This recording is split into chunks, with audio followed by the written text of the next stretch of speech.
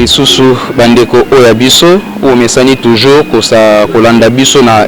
Epo TV chaîne na bino bo continuer toujours ko s'abonner continuer ko luka baimboka o balobaka solo o balobaka vérité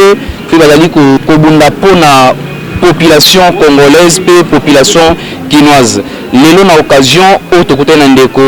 Like Amboko mwana mboka o ayebi ko loba vérité. Et pas le côté Zalagate, Ndeko Niki Mbote na yo.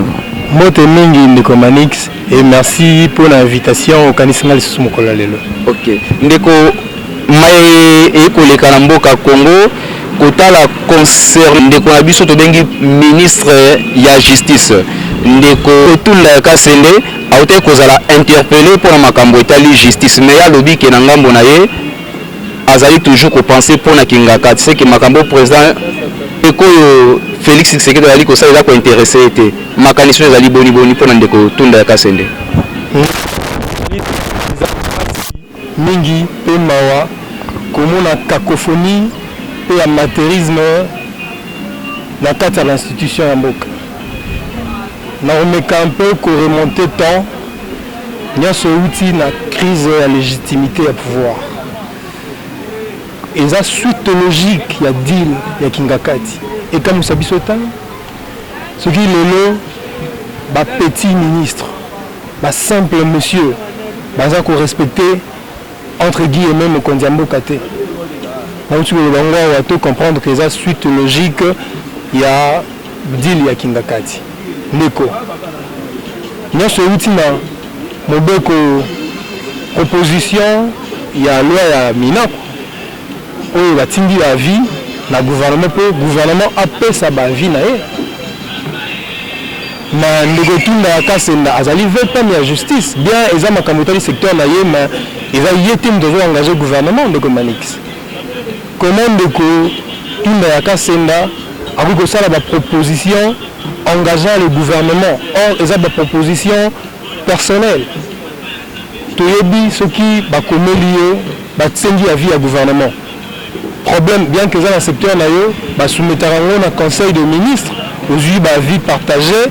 après que soumettre un conseil de ministres le premier ministre nous fallait comment le retour de la casse endate il y a même pas ce côté côté le usage de feu ou teli wana yo zo engagé premier ministre et pourtant pepe ilunga ilukamba bato koko aibi makambute aibi velo ko mokote le retour de la casse en principe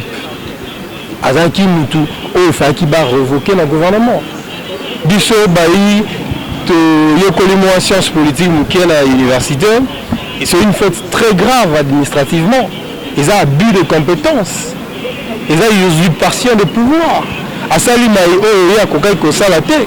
ceux qui devant qui na pays sérieux même de Tunda Kasende le lendemain déjà à quelque chose à sous voilà la bonne a été plus grave encore après interpellation tu veux que mon ndeko Ilunkamba a convoqué le ministre on a tout donné mini conseil de ministre tout donné or ndeko Likondi et le dit tata mokondi ya ekolonde a Kambaga réuni un conseil de ministre normalement bango nyonso baza révocable ko bana na PP Ilunkamba na bandeko nyonso baza ki na mini réunion wana to donné un conseil de ministre ils ont participé à Ndeko Manix. Mais Ndeko soki kotala eloko oyo tozali ko benga PP Ilunkamba asalaki est-ce que asalaki yango na lolenge ya ko sauver ngambo na bango ya FCC ou ezalaki pona ko sauver likita oyo ezali ko kamba. Non Ndeko Manix. Tu veux comprendre na yote ko yoba tanto eza suite logique ya deal ya Kingakati. C'est Kingakati a un monopole ya gouvernement congolais. Non, toujours non. une année ordonnance et souffrir mais exécution. Donc, il faut qu'on ait bon ça les mises en demande à 48 heures pour exécuter, pour notifier. Donc, toujours nous blocage na blocage. Toujours nous c'est une proposition à vie personnelle au lieu à soumettre question au Conseil des ministres. Et puis Batiki Azali, ça calme sans être inquiété. À l'obus plus grave encore, dans le but, nous tournons côté à Covid pour intimider Bango. Et nous tournons à casse dans le lobby. Le jour il y a arrestation il y a interpellation à Vani Nanda qui a signalé qu'il y a encerclé résidence. À côté Nanda qui a aussi Bango quand la porte. Plus grave encore, à la téléphone, il y a mail. Yeme yangonani. Ah papa, même baza aposa ya koyeba yeme yangonani parce que je te rebi roi oyo bango ba commissaire roi oyo bango ba commissaire mythe ndeko Kabila azana kingakati mais ndeko Kabila nda aza ko contrôler nyonso papa. Tout ce volet va face tete la vérité pour ba imboka va comprendre. Abengi ndeko Kabila na kingakati ndeko Kabila ebisiye kende ko banga te ba osala logo te okobimo kozonga. Enfin, tout le monde a bien zongi. Azana ya la résidence surveillée azan na map te azan libre librement et très grave encore gouvernement na acte ya salaki ils a fait grave administrativement ba blâmer ba sanctionner et ndeko tuna kasenda azan ko continuer ko sala mosala na ye normalement pour la protéger ba intérêt na bango ya batu FCC ndeko na ngai ko eza pasi ezosala bakongolais pasi kotala lolenge libala ya FCC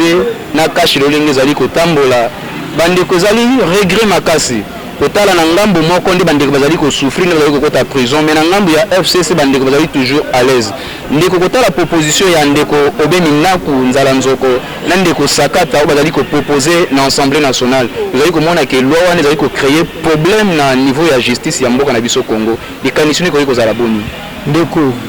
na koyebisa logo moko ndeko Manix ya solo FCC balingaka mboko te mais bango balobaki ke bazali bato bayi ko libérer Congo mais libération mona na misala te papa tozali a ngai na yo opportunité nini ezalaki ya kotia mobeko wana non mbeko wana ezana inconstitutionnel ezo violer totalement mobeko likondi ya mboka na article 219 ya mobeko likondi et le dit que aucune révision ne peut être pendant que l'État mboka eza na période état de siège état d'urgence et pendant que Sénat na Assemblée nationale baza ko se réunir librement te papa l'institution nyonso eza ko fonctionner normalement te boni ndeko akokende kozwa likanisi ya koinitier proposition de loi na ntango oyo mobeko likondi ezali kopekisa ndeko Manix toke comprendre que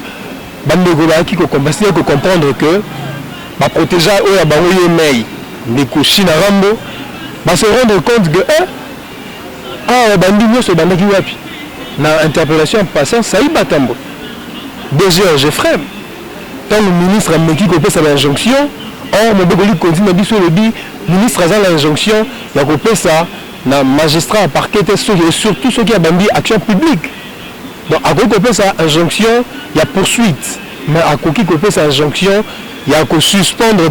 tout à quoi qu'on doit rapporter dans l'action publique. Donc, nous avons tout le monde tant de côté à Komeli, procureur, prêt à cour de cassation, peut gérer ce qui est que je ne peux pas exécuter à cette décision. Pour les gens qui ont tout fait, il y a eu ça na kata tona continuer action publique est déjà initiée bien kata yom to bisa ngata tena comme infraction mais ça là na ezali ko luka ba infraction abandi ko luka ba infraction yo bisa que a sursoir dossier eza normal te ndeko na ngai mais ba moni lobi ba komi boye c'est que singe za la molai après ndeko patient Saïba singe za la molai et za la singama tembele tout ça le moko peut bloquer machine. Nous avons créé 3 propositions. Et nous avons comme ça, les juristes éminents qui se disent juristes éminents, les professeurs d'université, nous avons Sakata. Et nous avons maîtrisé, nous avons interprété même la constitution. Nous avons 219 et petite révision constitutionnelle là-dedans. bayebi ke 152 eza kopesa indépendance ya bajuge mobeko proposition ya ndeko Minaku ngai naza kokalifie yango eza eloko moko bango mpe balingi kosala baso protéger lokola batiela yemei na bango ayatola ndeko ya Kingakati Kabila batiela de statut ancien chef d'état oyo eza koprotéger ye bango mpe balukaki baso protéger yango moko akende peut-être que se réfugier kuna na l'Assemblée nationale na Sénat babandisi koluka sikoyo basala bamanœuvre mpe baluka mpe monene bakokoka koprotéger ndeko na ngai ezali somo ezali pasi komona likambo oyo juriste monene qui se disent entre guillemets ndeko Minaku asali papa na ngai ndeko Manix naza koyebisa yo nalobaki yango lisusu nazo répéter kocontinue koyebisa yango mpe eza ya bosolo ezali suite logique ya deal ya Kingakati mpe ndeko Tshilombo aza wana akosala eloko te tokomona soki mboka bayi mboka batelemi te proposition de loi wana ekoleka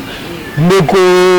Tunda ya Kasenda apesaki déjà bavie ya gouvernement ye engagé gouvernement et pourtant aza vice premier ministre akoki koengagé gouvernement te tozomona tala ndenge makambo ezali kotambola bakocontinue komema biso de distraction en distraction et puis ndeko Tshilombo ye na 2023 FCC mutu akozala redevable te ndeko Tshilombo nde akozala redevable oyo nyonso ezozonga na mutu ya ndeko Tshilombo. Plus grave ndeko Minaku akeli lisusu koluka korestreindre pouvoir d'action publique ya bamagistrat mpe indépendance ya bajuge ndeko na ngai ezali mawa ezali pasi donc ministre akokoya procureur a initié action publique eza déjà en cours mpe ndeko ministre abi ointerpelle nani kuna namoni dossier wana tovandisanga nano mwa moke namoni dossier wana kata nanu namoni pesanga rapport ya instruction oyo lansaki or mobeko likondi na biso ezali kopermettre te et que instruction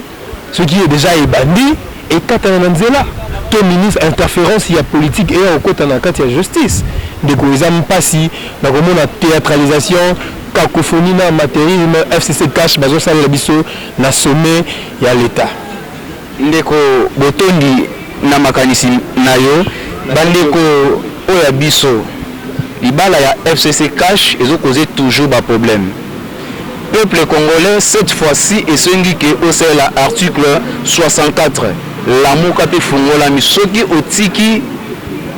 okozala toujours manipuler ndenge bazo continuer toujours ko manipuler yo cette fois-ci c'est l'article 64 ezopesa ndingisa ya kobima na balabala sa encore ya mutu sans kotuna nani bima sala oyo ekoki na yo mpona kozongisa bomoto na yo ou kozongisa dignité ya peuple congolais. Cette fois-ci bandeko bo continuer ko s'abonner na chaîne na bino eza na pona bino ba critique na bino et ça la biso bien ba proposition na bino et ça la biso bien ndeko oto yambi lelo ce qui kopesa so mwa libano ya suka concernant Epo TV ndeko na sepeli na chaîne Epo TV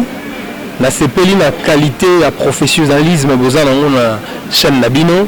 na tombeli bino kaka beau vent bokende liboso pe